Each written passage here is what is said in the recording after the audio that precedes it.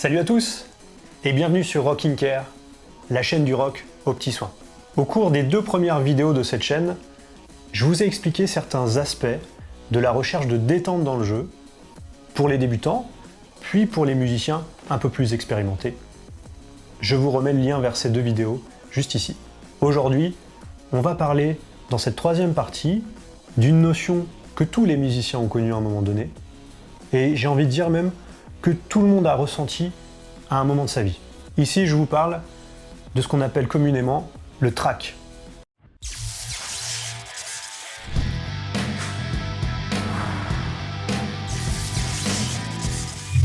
Pourquoi je vous parle de trac alors qu'on est sur 3 vidéos qui sont censées parler de détente dans le jeu? Eh bien tout simplement parce que de nombreuses expressions du trac vont altérer vos capacités à jouer de votre instrument. Que cela soit par des tremblements dans les doigts ou dans les mains, ou même des crispations plus importantes que d'habitude, ou encore une perte de concentration, de focalisation sur la tâche à effectuer avec votre guitare.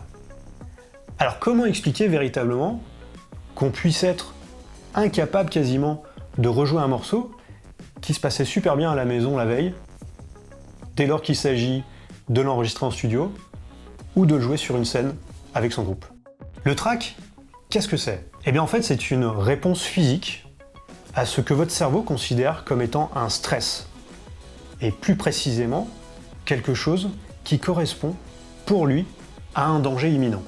Cette réaction de défense, c'est votre cerveau qui vous dit « Attention, là tu te présentes dans une situation où tu vas te mettre en danger ». Et quand je parle de danger, votre cerveau, lui, envisage des dangers vitaux. Quand le trac arrive, c'est que votre cerveau estime que vous avez à vous défendre face à une potentielle agression ou encore à fuir.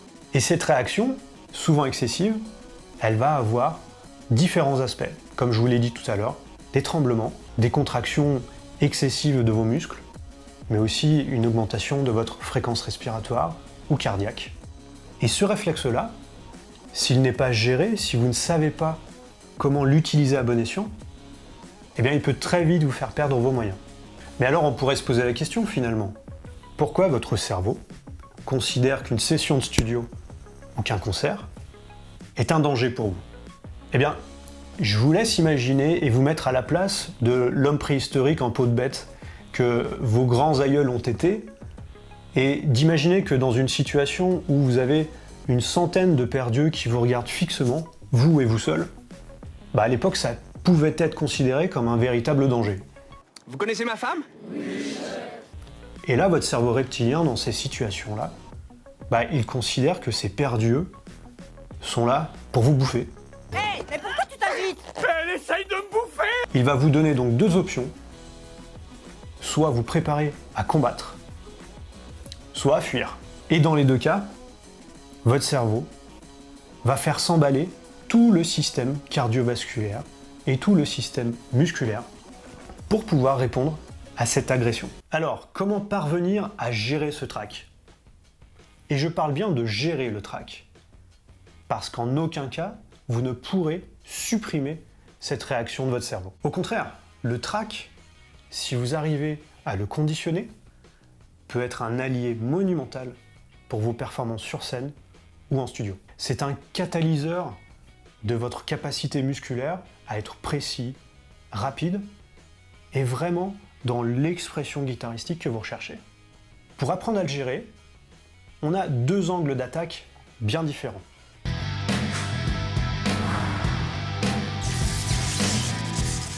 On a la gestion physique du trac et la gestion plus psychologique, émotionnelle. Les outils que je vais vous donner sont vraiment des exercices simples autour de la gestion de ce trac dans l'immédiat lorsque vous ressentez les premiers signes de son apparition. Mais à plus long terme, il y a aussi beaucoup de travail à faire d'un point de vue psychologique, émotionnel, sur à la fois le questionnement, pourquoi je me mets dans ces états-là dès lors que j'ai à jouer, ou également comment est-ce que je peux arriver à gérer ces situations-là à bon escient et à quelle réaction psychologique je dois entreprendre pour que tout se passe bien.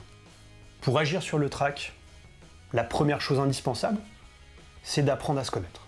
La première question à vous poser, c'est comment je réagis face à une situation de stress? Comment je réagis lorsque je sens que le trac commence à monter? Et par mon expérience, j'entrevois deux cas de figure. Vous avez des musiciens qui, sous l'effet du trac, de ce stress, vont déborder d'énergie, vont devenir nerveux, colériques, ne vont plus tenir en place. La première chose à faire, si vous vous sentez dans cette situation-là, c'est de travailler sur votre respiration. Et c'est pas juste un délire de fan de yoga ou de relaxation, cette histoire de respiration. Respire, respire, respire. Il y a vraiment un intérêt mécanique et physiologique à vous concentrer sur cette respiration. Pourquoi? Eh bien, il faut comprendre déjà que dans le cerveau, cette fameuse zone du trac, elle est située en fait juste à côté de la zone qui gère la respiration, plus précisément l'oxygénation du système.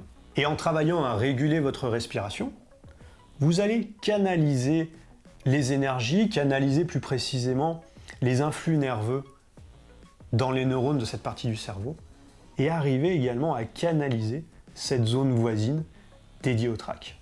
Également, la respiration, elle va avoir un autre rôle, beaucoup plus bête que ça. Elle va vous focaliser sur quelque chose d'autre.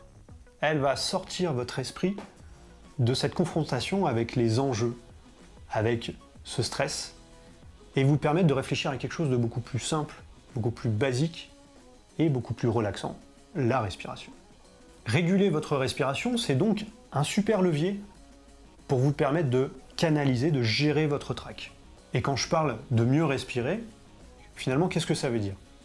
Eh bien, mécaniquement, en respiration, on va parler de quelque chose d'efficace dès lors qu'on a un tiers de temps d'inspi, 2 tiers d'expi. On va toujours privilégier l'expiration parce que ça nous permet d'évacuer le CO2 qui est produit par les muscles en activité.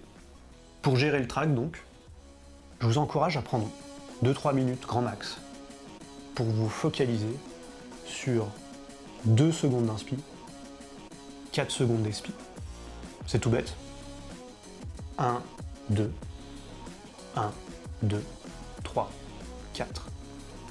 Ce simple exercice peut considérablement faire redescendre la pression et vous permettre de rentrer sur scène beaucoup plus serein. Beaucoup plus serein parce que, au-delà de la circulation de l'oxygène et du CO2, eh bien, cette manipulation du système, si je puis dire, vous fait également redescendre votre fréquence cardiaque. Oui, parce que le système respiratoire et le système cardiaque sont très intimement liés. Du moment où je canalise ma respiration, je canalise également les battements de mon cœur. Ça peut vous paraître un peu bête et surtout très sommaire comme exercice. Mais croyez-moi, si vous vous sentez dans cette catégorie de musiciens à l'énergie débordante avant de rentrer sur scène, prenez le temps d'essayer 3 minutes. Vraiment. Et vous verrez que ça fonctionne.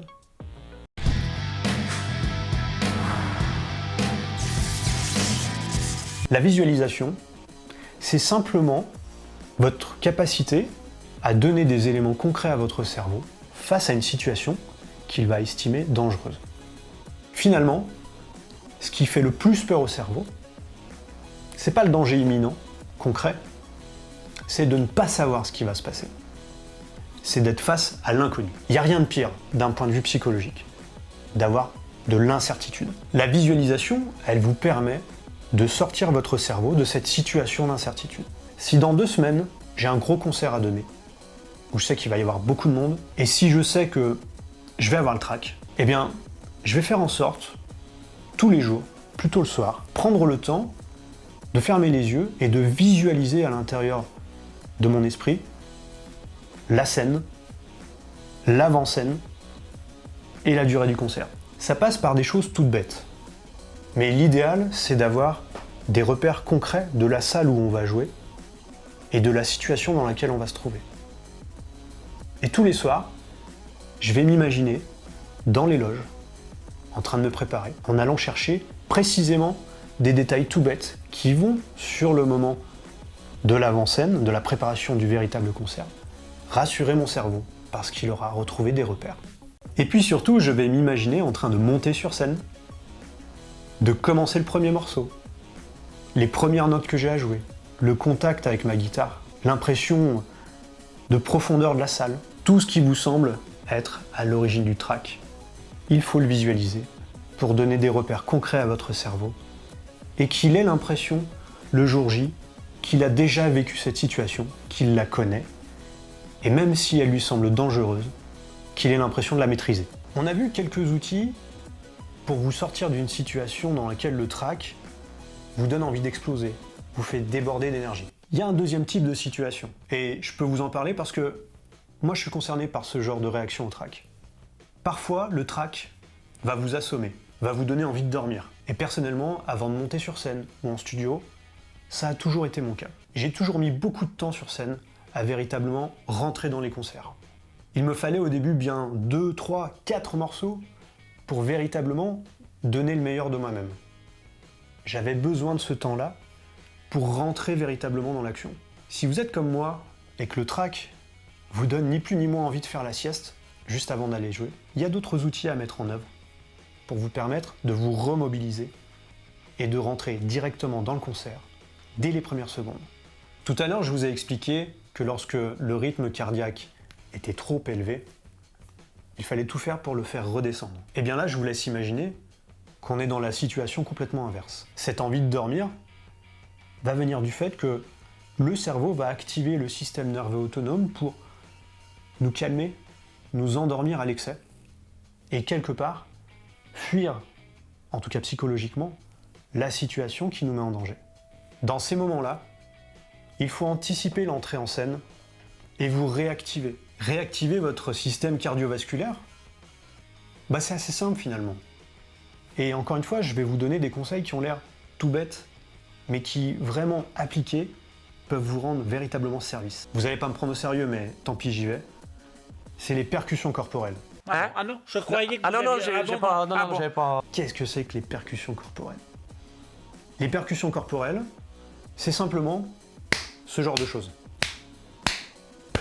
Et je m'arrêterai là. Essayez, juste pour le délire, de faire ces quelques percussions corporelles sur 2-3 minutes, et vraiment sur tout le corps. Et quand je dis tout le corps, le visage, le crâne, la totale. Et vous verrez, je vous garantis que là, vous allez monter sur scène comme un guerrier. Vous allez avoir envie de tout casser. Parce que ce système nerveux autonome, vous l'aurez réveillé en vous infligeant toutes ces sévices corporels. Ces conseils que je vous donne, c'est vraiment un mix entre mon expérience de soignant et mon vécu de musicien. Il existe des multitudes d'outils et d'autres exercices pour répondre à ces problèmes de trac. Et n'hésitez pas à m'en faire part dans vos commentaires d'ailleurs, ça m'intéresse. L'idée principale, c'est d'arriver déjà dans un premier temps, de cibler votre problématique. Est-ce que je suis plutôt du genre à déborder d'énergie et d'énergie négative avant de m'engager dans le jeu?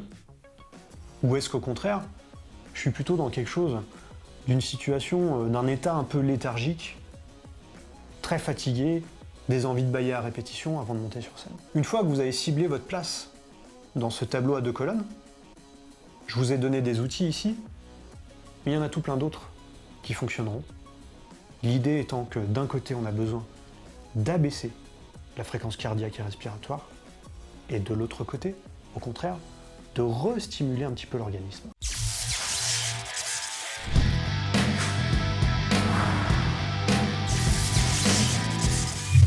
Gérer le trac, ça passera forcément par une seule chose, apprendre à mieux vous connaître. J'espère que cette vidéo vous aura plu, et puis à très bientôt pour une nouvelle vidéo. Salut!